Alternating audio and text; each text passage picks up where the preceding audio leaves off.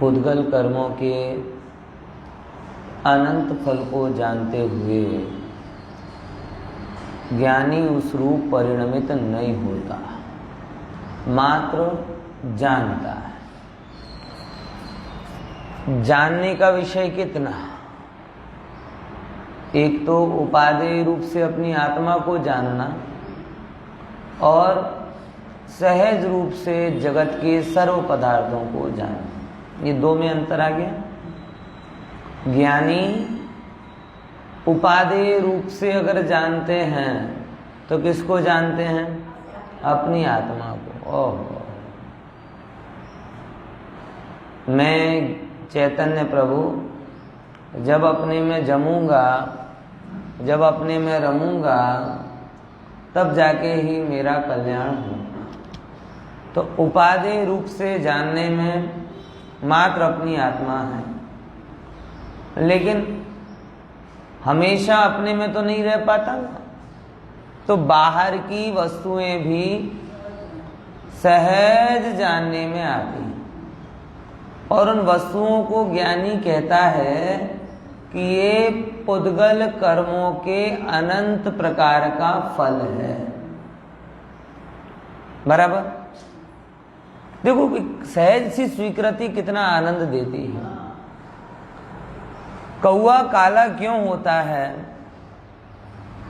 तोता हरा क्यों होता है? कबूतर ग्रे क्यों होता है? बगुला सफेद क्यों होता है? कभी कोई भी जीव अपने रंग को लेकर कोई इंफीरियरिटी कॉम्प्लेक्स में नहीं आता। आता है क्या? कौवा पाउडर लगाया है, विचार करो, है समझ में आया कि नहीं आया?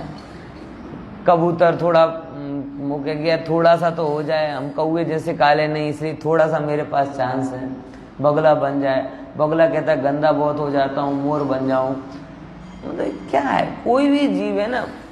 और अच्छा, हमें भी कोई उनको देखकर अलग फीलिंग नहीं होती है। मतलब वो तो करे कि नहीं करे उनकी भगवान जाने, लेकिन हमें कभी ये अच्छा है, ये बुरा है, काले रंग के कारण ये बुरा है, हरे रंग के कारण ये ऐसा है। एक सहज स्वीकृति कि कौवा काला होता है, तोता हरा होता है, कबूतर ग्रे होता है और बगुला होता है वो सफेद होता है। जैसे ही मन में आता है हमें कुछ अच्छा बुरा निकल जाता है कि नहीं? ये बात समझ में सहजता हो जाती है। पर यहाँ तो बच्चा पैदा होता है तो पहले बोलते हाँ दूधनी जेम धोड़ो छे, પછી કાગડાની જેમ કાળો છે, ભુજંગ। ऐसे माँ भी, पड़ोसी भी, परिवार भी, सब लोग। ये क्या बता रहा है कि बाहर के कर्म फल को सहजता से स्वीकार कर लिया, इस कर्म फल को सहजता से नहीं स्वीकार कर पाए। है? विचार करके देखो। और अगर आप ये चीज को समझ जाएंगे कि पुद्गल कर्म का फल अनंत प्रकार का होता है, तो आपके अंदर में ये जो व्यर्थ के तनाव चलते रहते हैं, ये सारे तनाव खत्म हो जाएंगे। और मैं तो कई बार इस बात को कह चुका हूं, फिर से कहता हूं, क्योंकि अभी भी ये चमड़ी की चकाचौंध से हम लोग बाहर नहीं आ पाए हैं कि हमारे तीर्थंकरों में भी जब सब प्रकार के हुए, कहते ना दो गोरे दो सांवले भी हुए। अब हरे और लाल कैसे होते वो तो केवल ज्ञान का विषय है, लेकिन एक उसका सिंपल टोन अपन कहे ना कि थोड़ा रेडिश टोन शरीर का रहता होगा, थोड़ा ग्रीनिश टोन रहता है। वो हरे मतलब तोता नहीं समझ लेना, वो जैसे हिंदू लोगों ने कर दिया कि शिव नीले हैं तो वो नीला रंग नील पोत देते हैं उन्हें, विष्णु नीले हैं तो नील पोत। नीले का मतलब ये नहीं होता कि पूरे नीले इसके जैसे नील, आया नया उजाला चार बूंद वाला, ऐसा नीले ऐसा कोई नहीं होता, ऐसा हरा कोई नहीं होता, ऐसा लाल कोई नहीं होता। इसलिए बहुत सारे लोग लाल प्रतिमा के नाम पे मूंगा की प्रतिमा विराजमान कर देते, हरे के नाम पे माणिक की कर देते। वो गलत, ऐसे हरे नहीं थे भगवान। तुम्हें माणिक की करना है वो अलग बात है, परमिशन है, मूंगा की भी परमिशन है। लेकिन जब हम देखते ना तो हमारे दिमाग में आता है कि भगवान ऐसे लाल थे, ऐसे नीले थे, ऐसे, ऐसा नहीं। जैसा अपना शरीर था वैसे ही होता है। बस जैसे किसी के शरीर में हीमोग्लोबिन का प्रमाण अधिक होता है तो चेहरे में क्या होता है, लाल लाल लाल लाल बहुत दिखता है, ऐसे उनमें लालपना दिखता हो, बराबर, ऐसे करके, मतलब वही शरीर का होता है लेकिन थोड़ा सा टोन अलग होता है, बराबर। तो ये तो बात तो अलग आई, बात इतनी सी बताना चाहते थे कि भाई जैसे भगवान की भगवत्ता में रंग का कोई अंतर नहीं पड़ा, सब एक से पूजनीय हुए, काले भी, और सबसे ज्यादा पूजनीय तो पारसनाथ भगवान हुए, और उनका रंग कौन सा, जगत प्रसिद्ध सांवलिया। इसीलिए मैं ये कहना चाह रहा हूं भैया कि ये भी पुद्गल कर्म का फल है। शरीर, नक्श, लोगों में इतना पागलपन है, इतना पागलपन है शरीर को लेकर, हद से ज्यादा। ये बदला दें, ये बदल दें, ये बदल दें, ये बदल दें, बराबर। पहले उतना नहीं था लेकिन जब से कॉस्मेटिक सर्जरी बढ़ी तब से तो पागलपन की हद तक सब लोगों के आ गए। कोई नाक छोटी करवा रहा है, कोई होंठ बड़े करवा रहा है, कोई कुछ कोई कुछ कोई कुछ। अरे रे रे रे रे, सरलता से सहज जाना जाना है, ये नहीं चलेगा। जैसा है वैसा। इसी को कल हमने थोड़ा एक एक कर्म के हिसाब से समझ रहे थे कि ज्ञानावरणी का उदय कितने प्रकार का होता है, हाँ?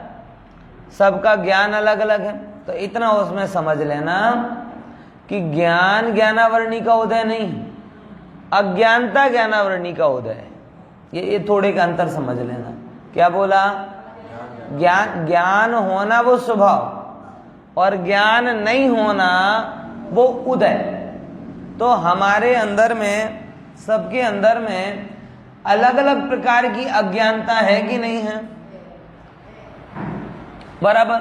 अब किसी को कोई शब्द नहीं आता, किसी को कोई शब्द आता है, किसी को कोई भाषा नहीं आती, किसी को कोई भाषा आती है, कोई किसी शब्द का प्रॉपरली प्रोनाउंसिएशन नहीं कर पाता, कोई कर लेता है। तो ये हम हंसी उपहास का कितना विषय बनाते हैं। हमारा पर खेल में उसको क्या बोलते हैं, एस्केंट कैसा हुआ तुम्हारा, उच्चारण कैसा है, टोन ऐसी है। अरे भाई है तो है। विदेश जाते हैं लोग पहले से डरे, इंग्लिश आता है वो भी डरे डरे से रहते हैं। क्यों? कि हम अब हिंदी स्टाइल में इंग्लिश बोलेंगे, वो ब्रिटेन की स्टाइल में बोलेगा, पहले अंग्रेजी की स्टाइल में बोलेगा, तो डरे डरे से रहते हैं। अरे वो हिंदी कितनी अजीब बोलते हैं तब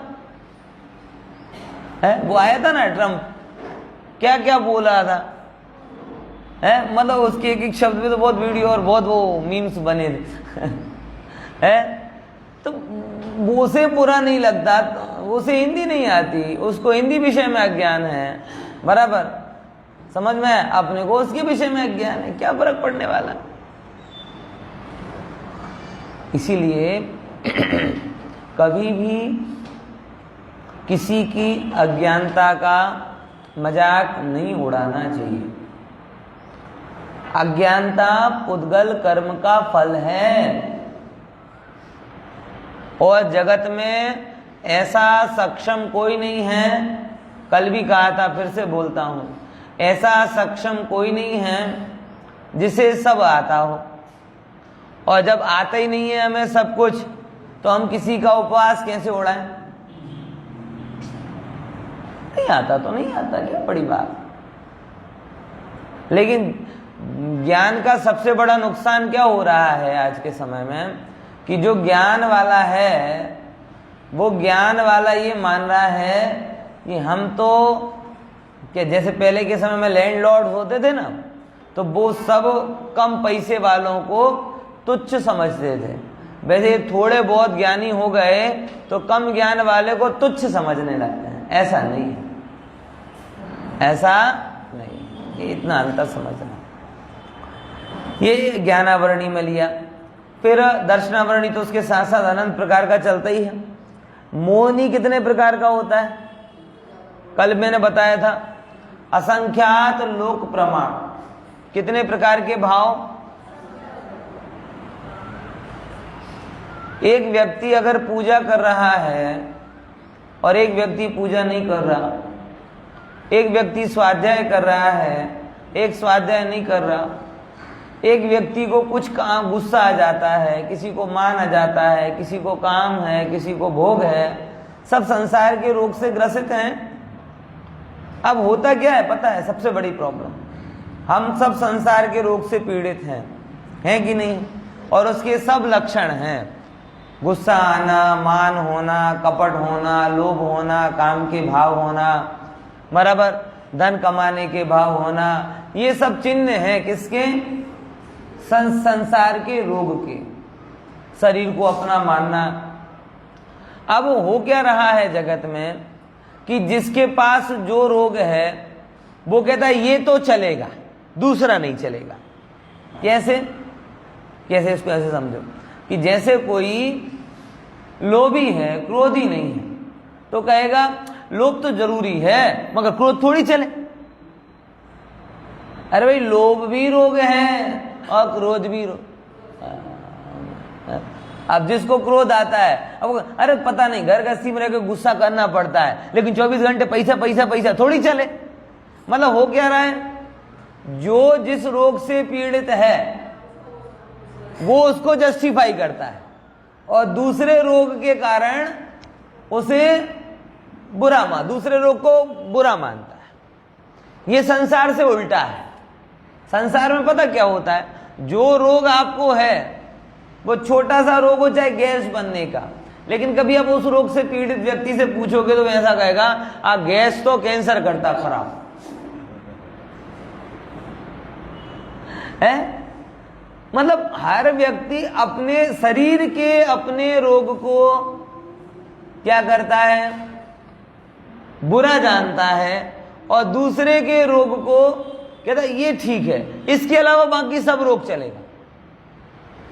जैसे जब कोरोना आया था ना, तो किसी को चिकनगुनिया निकले, ये निकले, तो हाँ कोरोना नहीं ने, क्यों? मुझ चिकनगुनिया, डेंगू, मलेरिया, फाइलेरिया, 50 प्रकार ना रोग था, मगर एक सोच ऐसी बन गई, आज छोड़ी ने भी जो बधु चाल से आ नहीं चाहे। होता है वो कहता कि नहीं हो गया? एक सोच ऐसी बन गई। तो शरीर के रोग में हम लोगों ने एक बड़ा अच्छा या बुरा जो भी समझो ऐसा काम किया कि अगर आपके शरीर को जो रोग है हम उसे ही सबसे बुरा मानते हैं और दूसरे रोग को कुछ नहीं। लेकिन आत्मा के रोग में उल्टी बात हो गई। कौन सी? कि आत्मा के रोग को डिफेंड करते हैं और दूसरी आत्मा के रोग को बोलते हैं कि नहीं ये रोगी है। गुस्सा चलेगा लेकिन लोभ नहीं चलेगा, लोभ चलेगा लेकिन भोग नहीं चलेगा, भोग चलेगा लेकिन मान नहीं चलेगा, मान चलेगा लेकिन असंयम नहीं चलेगा। अरे भाई, सबको रोग जानो ना। ये इनमें छट्टी क्यों करते हो? क्या तुम्हें कंप्लीट स्वभाव समझ में नहीं आता? पूरी ऊर्जा, पूरी ताकत इसमें है। एक कर्म फल के जो हम भोग रहे हैं अथवा कुदरती रूप से उस कर्म के उदय की हमारे अंदर में मंदता है, उसको क्या कहते हैं, प्रेस्टीज पॉइंट बनाकर उसके पैरामीटर से बाकी सब करो मगर ये नहीं करो तो नाकाम। ऐसी सोच बन गई। पॉइंट समझ में आ रहा है कि नहीं आ रहा? ये सही नहीं। ये दृष्टांत ख्याल में क्या कहना चाह रहा हूं मैं? इसीलिए कभी भी, हमेशा मैं इस बात को कहता हूं, पुनः बोल रहा हूं कि अपने अंदर में या किसी के भी अंदर में जो भी भाव आए, उन भावों को पहले तुम समझो कि ये संसार के रोग के चिन्ह हैं। क्या है? संसार के रोग के चिन्ह। आत्मा का रोग है और ये जब आत्मा रोगी होता है तो उस रोगी आत्मा के सिम्टम्स क्या हैं? बोले ये क्रोध का भाव, मान का भाव, लोभ का भाव, भोग का भाव, असंयम का भाव, प्रमाद का भाव, दीनता का भाव, मानता का भाव, मिलने मिलाने का भाव, हंसने का भाव, रोने का भाव। ये जो भी भाव हैं वो सारे भाव अभाव करने लायक हैं। एक ज्ञायक भाव ही सदा काल बढ़ने बढ़ाने लायक है। अनुभव करने लायक है, वेदन करने लायक है, बाकी सब हटा है। इसीलिए जब भी आप अपने जीवन को समझो या अन्य को समझो, पहले नंबर 2 बातें कि एक तो किसी का निर्णय करने को आपको कोई अधिकार नहीं है।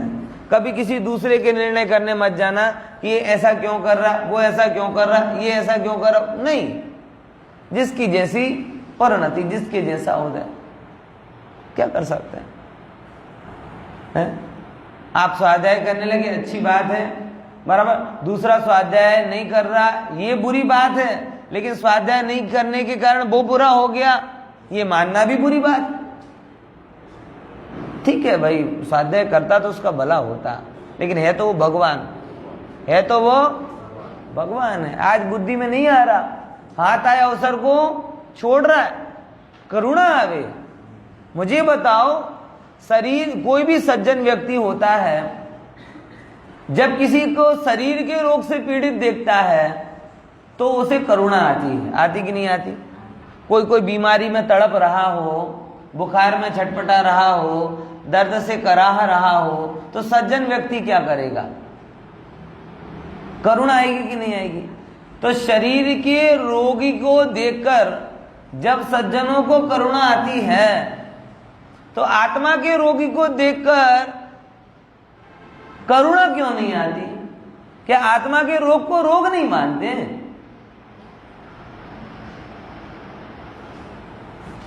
और ऐसा इस पॉइंट ऑफ व्यू से करुणा देखोगे तो सबसे ज्यादा करुणास्पद कौन है जगत में, जिस पर करुणा आनी चाहिए? मैं से भवे खेद अंतरदया। क्या शब्द बोला? अंतरदया। कि जो ज्ञानी जीव हैं वो सबसे ज्यादा करुणा करते किसके ऊपर? अपने ऊपर करते हैं। कहाँ जिज्ञासु निवास। दूसरे के आत्मिक रोगों को देखकर करुणा करे तो अपने आत्मिक रोग को देखकर अपने ऊपर करुणा क्यों ना करे? दूसरे के शारीरिक रोग देखकर ये अंदर में भाव हो कि तन से, मन से, धन से, वचन से कैसे भी करके इसको इस दुख से मुक्ति दिला दूं। सज्जन का तो ये भाव होता है। तो अपने अंदर में महान वेदना देखकर ये भाव क्यों नहीं आता? क्यों हो ज्ञान से इस वेदना से अपनी आत्मा को मुक्ति दिला दो। क्रोध करके थकते नहीं, भोगों को भोगते थकते नहीं, धन के मकड़ जाल में उलझे रहते हो, थकते नहीं। हे ज्ञान अवतरित हो, हे ज्ञान बढ़ो, हे ज्ञान विकसित हो और उसके फल से इन विभावों का अभाव। ये ज्ञानी की प्रार्थना है। हे भवांतक भेद ज्ञान, हे मोहांतक भेद ज्ञान, हे दुखांतक भेद ज्ञान, प्रकट हो, बढ़ो, फलो फूलो, नष्ट कर दो इन विकारों को। है समझ में आ रहा कि नहीं आ रहा? हाजिर करते हो कि गैर हाजिर होते ही ज्ञान गैर हाजिर होता है? ऐसे ही होता है। जैसे ही हम गैर हाजिर होते हैं, गैर हाजिर समझ गए ना, घरे पहुंचा तो ज्ञान गैर हाजिर थता જ ज्ञान केवो થઈ જાય? ગેર હાજર થઈ જાય। અને મંદિરમાં આવતા જ જ્ઞાન हाजिर થઈ જાય। गजब है ना। मतलब ऐसा होवे तो क्या था, डॉक्टर के पास जाए तो ठीक हो जाए और बाहर निकले तो बीमार हो जाए। कोई डॉक्टर कहे कि मेरे पास ऐसी औषधि है, बराबर, लेकिन बस उसकी एक ही समस्या है। कौन सी? कि वाईफाई नेटवर्क के जैसी है।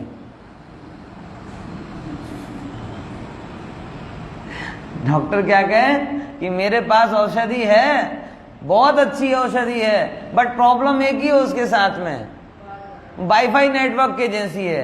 मतलब जितनी देर तुम इस रेडिएशन में रहोगे उतनी देर रोग नहीं रहेगा, बाहर निकलोगे रोग हो जाएगा। तो बोलो ऐसी औषधि से तुम्हारा कल्याण होगा?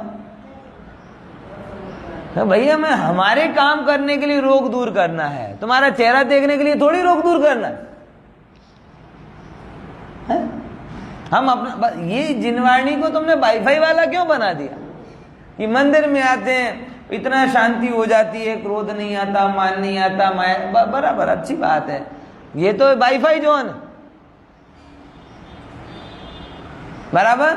जिन मंदिर क्या है, मंद कषाय का वाईफाई जोन, सुनना है कि नहीं? अब इसमें तो बराबर ये सही रहेगा। बात तब है कि जब यहां से कुछ लेकर जाओ और वो चीज आपके वहां पर भी काम करती रहे,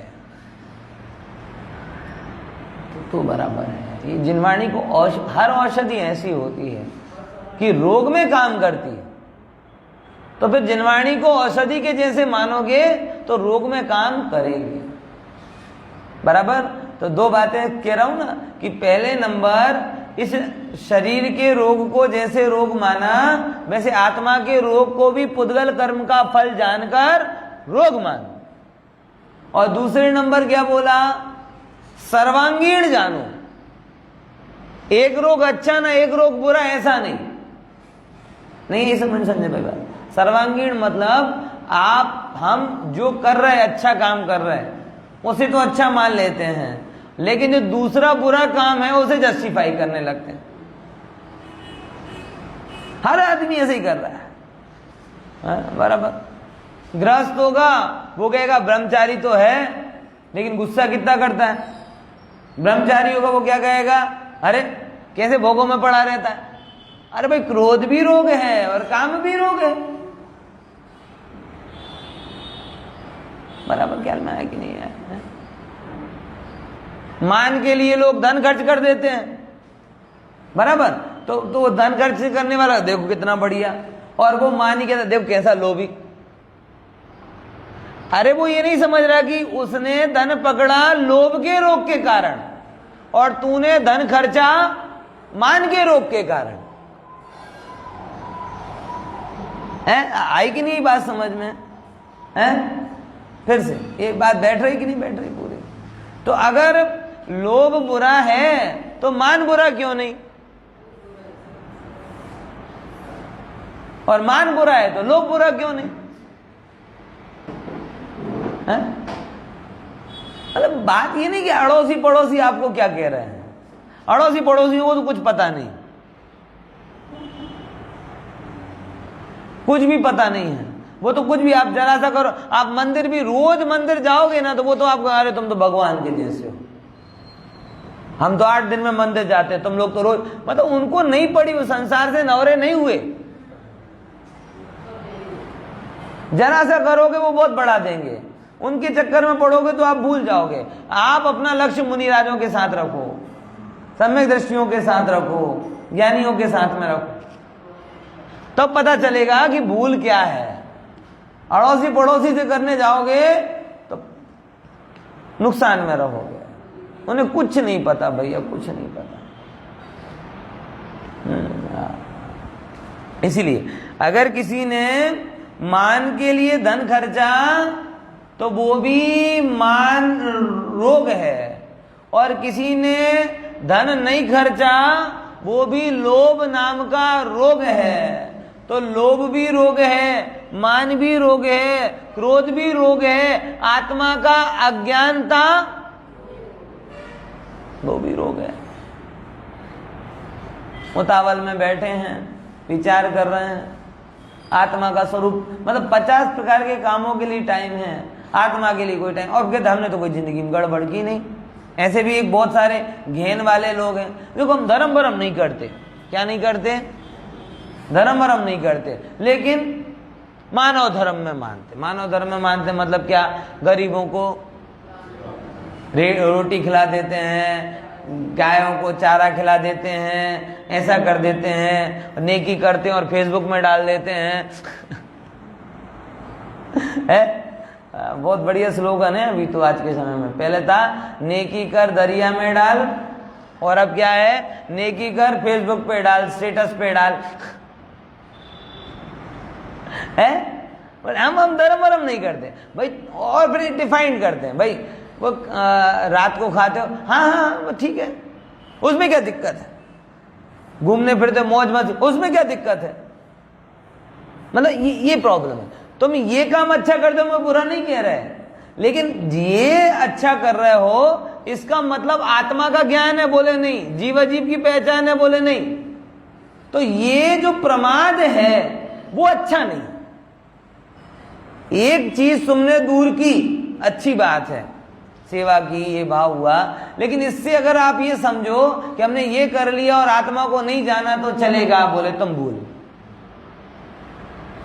भूल में। ये पुद्गल मोह के अलग अलग रूप हैं। आपको पहले नंबर ये निर्णय करना पड़ेगा कि पुद्गल कर्म का अनेक फल है, उसमें मोहिनी नाम का कर्म भी है, और मोहिनी कर्म के असंख्यात लोक प्रमाण लक्षण हैं, और उनमें से एक भी लक्षण नहीं चलेगा।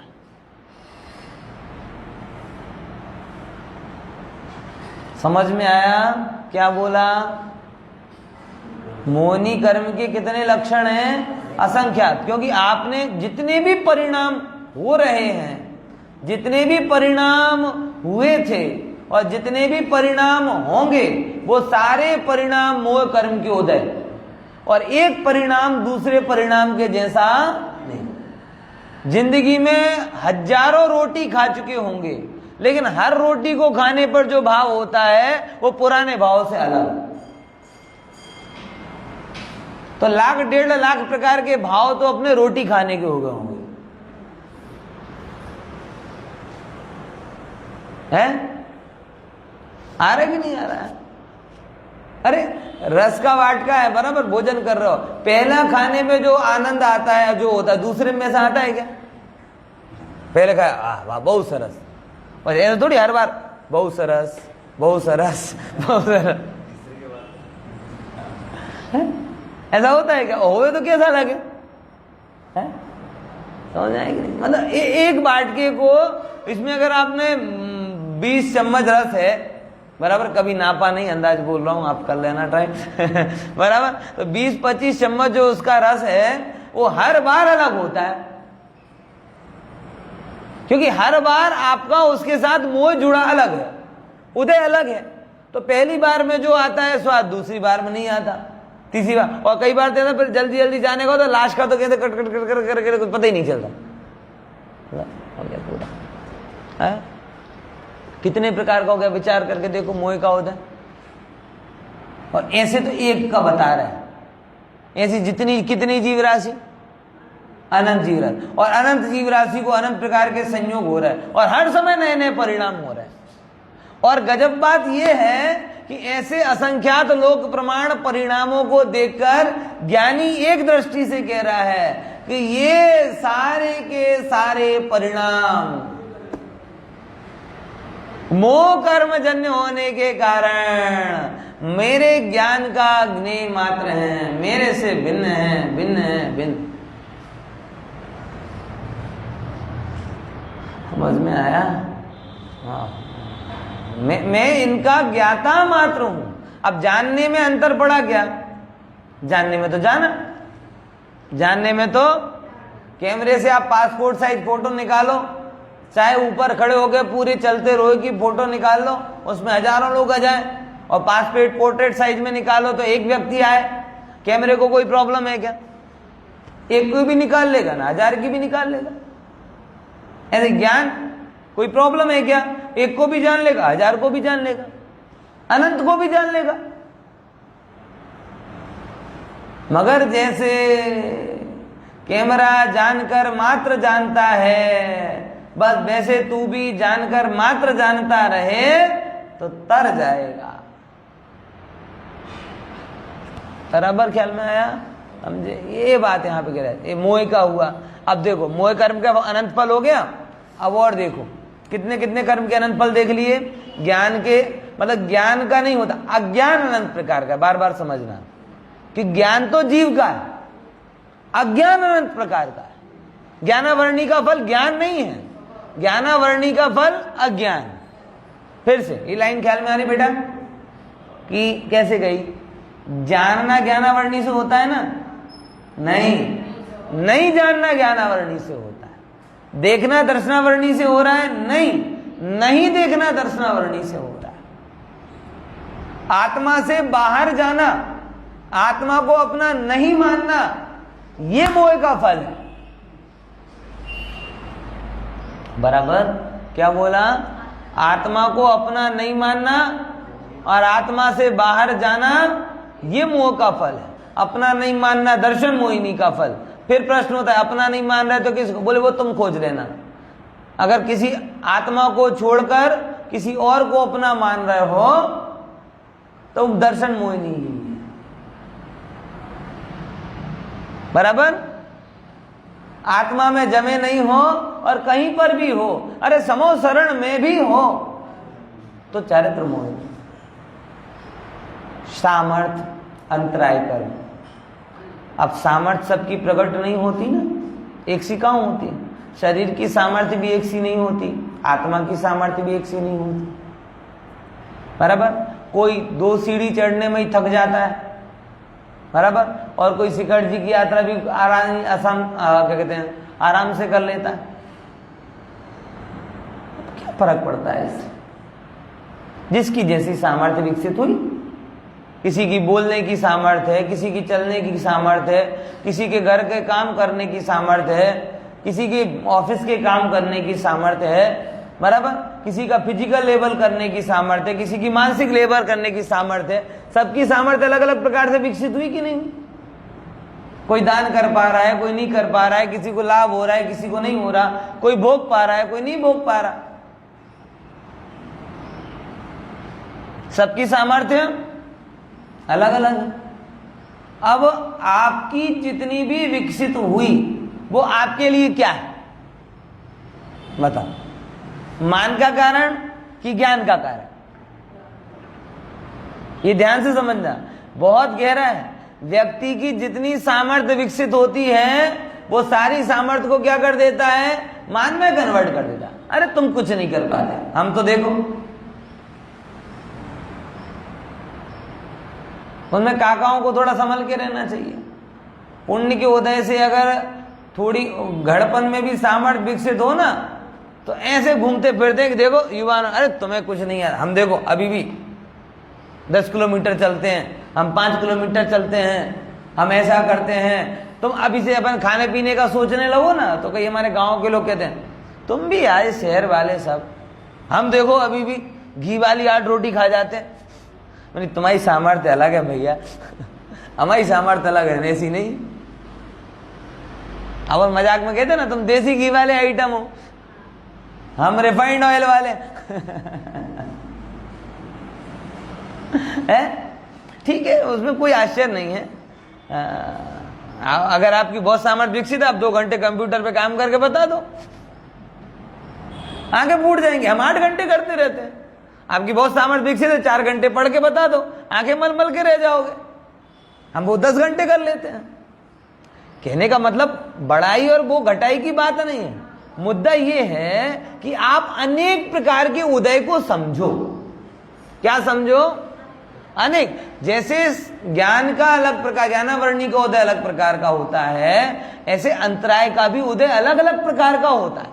किसी का फिजिकली व्यक्त हो रहा है, किसी का मेंटली व्यक्त हो रहा है, किसी का बोलने का व्यक्त हो रहा है। कोई तो बिल्कुल खेकड़ी होता है लेकिन आवाज ऐसी बुलंद होती है उसकी कि छेक तक सुनाई दे।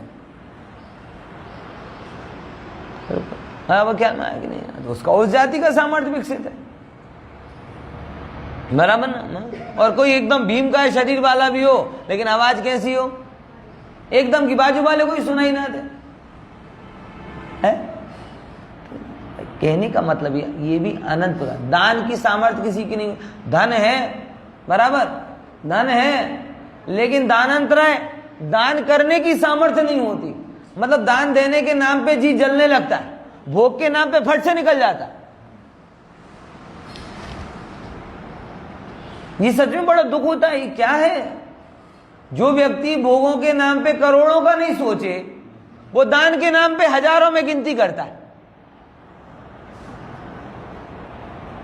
लेना 5,000 की है बोली, लेकिन तो भी चालू कहां से करेगा? 1,001 ઓછામાં મળી જાય તો સારું ને.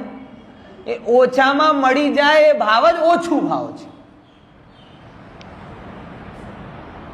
શું કીધું? ઓછામાં મળે આ ભાવ જ ના હોવું જોઈએ. ઓછું ભાવ છે. આ કોઈ ધંધો પાણી છે કે ઓછામાં સારો લાભ મળે? અરે લાભ તો તમારો ભાવનો હતો અને તમને ભાવમાં ઓછો પણ રાખ્યો તો લાભ આપોઆપ ઓછો થઈ ગયો. પ્રોબ્લેમ એ જ છે કે તમે કોઈ એક્ટિવિટીને લાભ માનો છો. ધજા ચડાવવાનું લાભ નથી, ધજા ચડાવવાનું ભાવ થયો અને એના માટે ધન આપવાનો ભાવ થયો, એ લાભ છે. घोड़ा चढ़ावू लाभ नहीं. एम शू है मैंने खबर हजी सुधी, मतलब पहले भी जब मैं ये पढ़ा नहीं था ना तब भी मुझे चीजें बैठती नहीं थी. कोई बादाम चढ़ा रहा है ना, बादाम चढ़वा दो तो 1,000 रुपए दे देगा और बादाम ना चढ़ाओ तो 2 रुपए नहीं निकालेगा. मैंने इसमें 1,000 कहां से आ गए? गोला चढ़वा लो 5,000 दे देगा, गोला नहीं चढ़वाओ 5 रुपए नहीं देगा. बोर्ड पे लगवा दो, तख्ती लगवा दो, नाम चढ़वा दो, मूर्ति लगवा दो और लाखों करोड़ों ले जाओ. और ऐसे ना करो तो नहीं. किसका लाभ है बताओ? ए भाई समझो, लाभ कोने कहेवाय? आ धजा चढ़ाई ए लाभ नथी, घोड़ो चढ़ायो ए लाभ नथी, इंद्राणी बन्या ए लाभ नथी. खरेखर इंद्र इंद्राणी बनवू तो आत्मानो डिमोशन छे. आ पहलो मनुष्य मूर्ख माणस छे जे संयमी बनवाने लाभ गणतो नथी અને ભોગી બનવાને લાભ ગણે છે.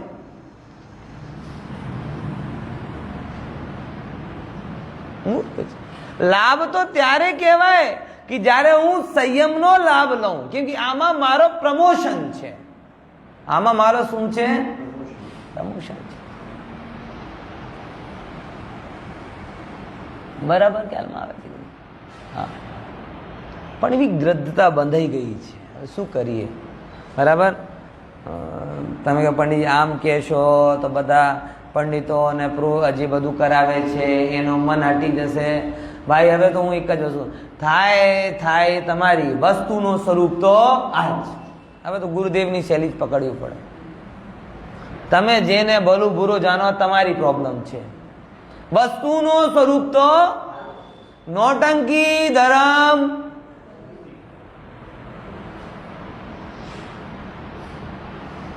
સમજ્યા કે નહીં સમજ્યા?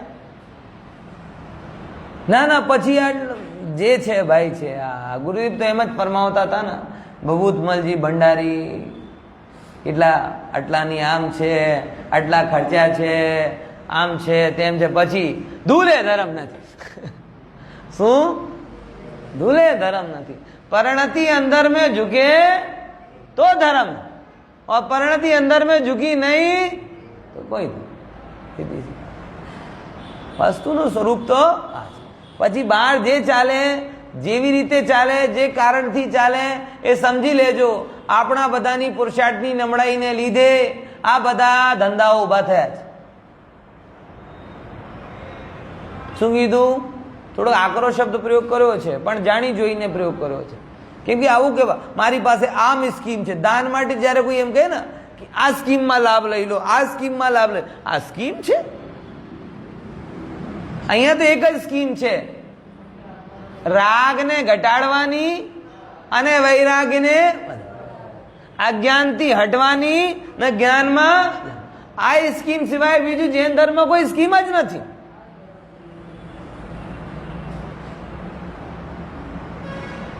ખબર પડે છે? આ કોઈ સ્કીમો વાળો ધર્મ છે? બહુ ચીપ વર્ડ છે, પણ જ્યાં પણ વપરાય છે ને, મારો તો આમ ઘણી વખત આમ હોય ને, કોઈ વ્યાખ્યાનમાં ગયો હું ને આવી બધી વાતો ચાલતી હોય ને, મારો મગજ હટી જાય. મને તો એમ લાગે કલાક સુધી પહેલા આ સંભળાવો, પછી કોઈ જવા દો ને ભાઈ, સમયસર સંભળાવો, પાત્રતા હશે શીખી જશે. એ તો આજે પ્રકરણ આવે છે તો કીધું, પણ ખરેખર આ જેની દ્રષ્ટિમાં હજી આવ્યો નથી એ બહુ દૂર છે.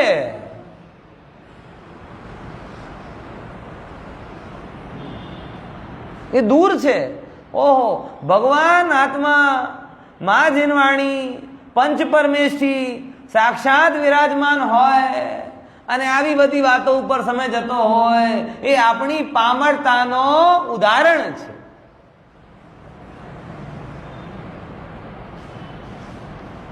વિચાર કરી, ત્રણ લોકના નાથ જેમને ભવતારણની વિદ્યા આપણે આપી, એમની સામે માએ 500 રૂપિયા આપ્યા છે, એમનું નામ લખી લો. 100 રૂપિયા આપ્યા છે, એમનું નામ. આ બધું ઓહો, કેવી રીતે આપણે કહીએ આ સારું છે? શું પ્રભુ ચરણ કણે ધરું, આત્માથી સોહીન, તે તો પ્રભુએ આપ્યો વર તું ચરણાધી. હું પ્રભુ, હું શું આપી શકું પ્રભુ? આખો ધન વૈભવ, આખી સંપત્તિ ચરણોમાં સમર્પિત કરી દઉં તોય તમને મને જે આપ્યું છે એવા આત્માનું જ્ઞાન, એના આગે બધું ધૂળ છે. હું તમને કંઈ કરી શકતો નથી. એ પરમ પ્રભુ, તમારો પ્રત્યુપકાર વાળવામાં હું સર્વથા અસમર્થ છું. સર્વથા અસમર્થ. આટલું છે કે ભાઈ જેવો તમને જે તમને આપ્યું છે માળ, એમાં હું જામી જાઉં તો જ તમારા ઉપકારની સફળતા ગણાય, नहीं तो પછી બધું પતી जाए. बराबर.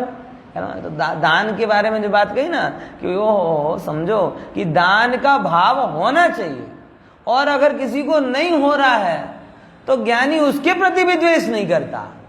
ज्ञानी ये जान लेता है कि अभी इसकी सामर्थ्य विकसित नहीं हुई है, मोह का उदय प्रबल चल रहा है, छूटता नहीं है. क्या नहीं होता? छूटता नहीं है. अब क्या करें? जिसके अनंत काल संसार छूटना ना लिखा हो, उसे संसार में धर्म कार्यों के लिए धन छूटता नहीं. इतनी सी बात. और जिसका संसार अल्पकाल में छूटने वाला हो, उसकी धन और भोग से पकड़ अपने आप छूट जाती.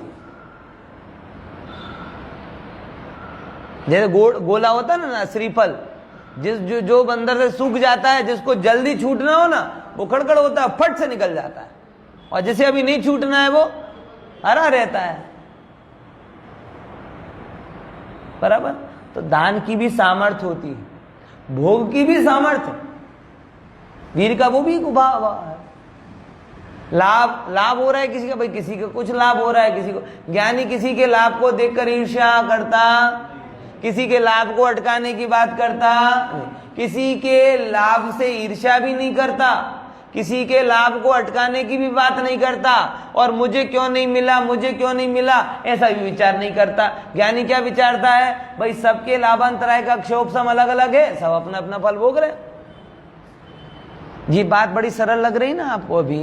जब आपका ही बैचमेट 1.5 लाख का पैकेज, 1.5 करोड़ का पैकेज मिले, आप उससे ज्यादा होशियार हो, और तब भी आपके दिमाग में यही भाव आए, तब बात पची हुई कहने. तुरंत આ મારી ચોપડી આમ કે સામે તો ના કહી શકે. હવે તો મોટો સાહેબ બની ગયો, પણ જયારે સ્કૂલમાં હતો ના તો મારા નોટ્સ જોઈ જોઈને ભણતો હતો. આમ થઈતો હતો, મારી પાછળ જ રહેતો હતો. એ તો પછી કે તો એની લાગવાગ હશે, તો આટલું આગળ આવી ગયું, એને બાપ દાદાનો હશે માટે આગળ આવી ગયો. હે નસીબ હશે, છેવટે કઈ નહીં હોય તો એ નસીબ બહુ આમ ભારે મનથી કહે છે. અને જ્યારે જ્યારે એ કહે એનો નસીબ છે, ત્યારે અંદરમાં મારો કેમ નથી, મારો કેમ નથી, મારો કેમ નથી. અરે ભલા માણસ, તને જીનવાણી સાંભળવા મળે છે, તારો નસીબ છે, પેલો કમ નસીબ છે.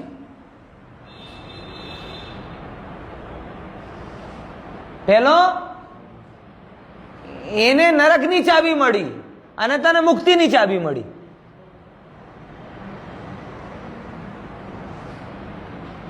બોલો કોણ નસીબ વાળો? અંતર એટલો છે કે નરકની ચાવીમાં લોકોનો આવાગમન વધારે હોય ને ત્યાંનો રસ્તો થોડો નીટ એન્ડ ક્લીન દેખાય, અને મોક્ષની ઉપર ઓછા લોકો જનારા હોય તો જે મોક્ષનો જે ગેટ છે ને એમાં થોડી ગંદકી થોડી દેખાતી હશે, અવર જવર ઓછી હોય. તો ગેટ જોઈને જે નક્કી કરી લે, આ હા હા હા આ કેવો ચકાચક અને આમાં કેવો ધૂળથી ભરેલો, પણ બડા માણસ આ ચાવીને લઈને તું જશે અને અંદર ઘૂસતો જશે ક્યાં પહોંચી જશે? નરકાદીમાં. અને આ મોક્ષની ચાબી લઈને આગળ વધશે, થોડાક ટાઈમ સુધી તને ધૂળ દૂસરી દેખાશે, પછી સ્ફટિકની જેમ મોક્ષ મહેલ દેખાશે. કોણ નસીબ વાળું? એટલે ધનને લાભને જોઈને, ભોગ ઉપભોગને જોઈને, સામર્થ્યને જોઈને પણ ज्ञानी कभी ईर्ष्या नहीं करता, ज्ञानी कभी उसको अटकाने की कोशिश भी नहीं करता, ज्ञानी ये भी नहीं विचार करता कि इसके पास है तो मेरे पास क्यों नहीं. वो तो एक ही बात जानता है, ओहो चाहे लाभ हो, चाहे भोग हो, चाहे उपभोग हो, चाहे सामर्थ्य हो, ये एक जाति का पुद्गल कर्म का उदय है और मैं इसे जानने वाला मात्र. बराबर. आयुમાં પણ આવી રીતે ઘટાવજો, નામ ગોત્ર અંતરાય બધામાં ઘટાઈને આવજો. તમને બધાને આવું પ્રયોગ કરવાનું કે કેવી રીતે પુદ્ગલ કર્મનું ફળ છે. આ તમને આયુ આટલી મળી, કોઈ 20 મળી, કોઈને 100 મળી. અમુક લોકો પૂરી આયુ શું કહે ષષ્ઠી પૂર્તિનો ઉત્સવ મનાવ્યો, ષષ્ઠી પૂર્તિ ઉત્સવ કહેવાય, પણ ઉત્સવ શું મનાવ્યો, કર્યો શું? આ તો કહું પ્લેટિનમ જુબલી, કેવલ આયુ વધવાથી બધું થઈ ગયું? નસીબ વાળા 75 વર્ષની આયુ શું કામની? અહીંયા તો સાગરોની આયુ ધૂલ સમાન છે, તમે 100માં ક્યાં ઉલઝ્યા? જીવન લાંબી હોય કે ટૂંકી એનાથી ફરક નથી પડતો, આત્માનું ભવન સાથે છે કે નથી એના ફરક પડે છે. એમ શરીરની અવસ્થા તો મેં તમને કીધી નામકર્મનો, કે ભાઈ ગમે તેવો ઉદય છે જાણી લે છે, બસ 3 કામ કરે. ઈર્ષ્યા કરતો નથી, કોઈને અટકાવતો નથી, અને આવું મને મળે કે કેમ, આવા અનર્થક વિચારો કરતા એમ ગોત્રાદિમાં જે છે બસ કહેવાય ને જો હૈ સો ऐसा विचार करके संतुष्ट रहता है.